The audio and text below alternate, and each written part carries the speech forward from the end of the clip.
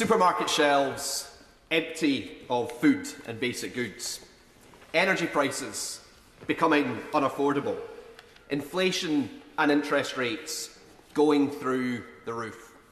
These were the nightmare, apocalyptic scenarios facing Scotland if it voted for independence, or so we were told in 2014.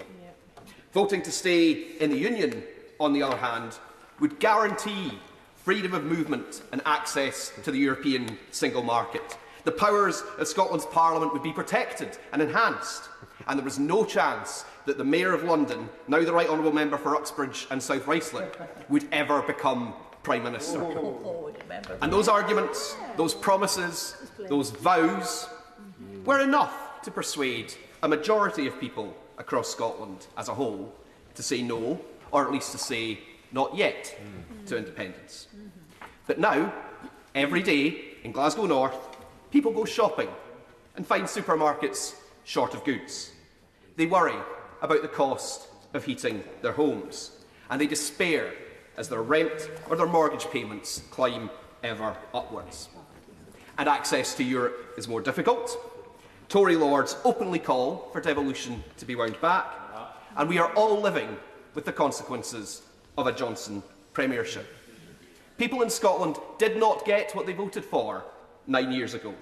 The United Kingdom, as it was on the 18th of September 2014, effectively no longer exists. Hear, hear. Every country in the world is having to deal with the consequences of the pandemic. Every country in the world is having to deal with the consequences of Russia invading Ukraine.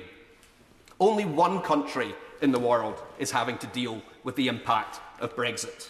And just as people who voted to stay in the Union were promised one thing, only to be delivered something completely different, so too are people who did vote for Brexit, finding the reality very different from what was promised. There is no £350 million a week for the NHS. There has been no mega trade deal with the United States. And this Parliament hasn't taken back control. The Tory government has simply replaced Brussels bureaucrats with Whitehall mandarins as it awards itself ever-increasing powers through its Brexit legislation.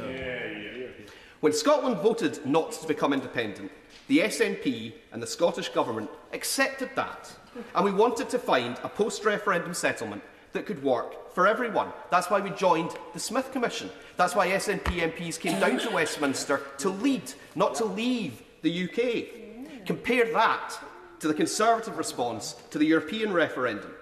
They delivered the hardest possible Brexit on the narrowest of margins. And still it's a Brexit that has satisfied nobody. It's not isolation enough for the ERG and for the Maastricht rebels that occasionally prowl around the Tory backbenches, and it's still causing economic chaos up and down the country. They wave the Windsor Framework around as if it's some kind of triumph and proclaim that Northern Ireland has the best of both worlds. So by their own definition, the rest of the United Kingdom must have something worse than that.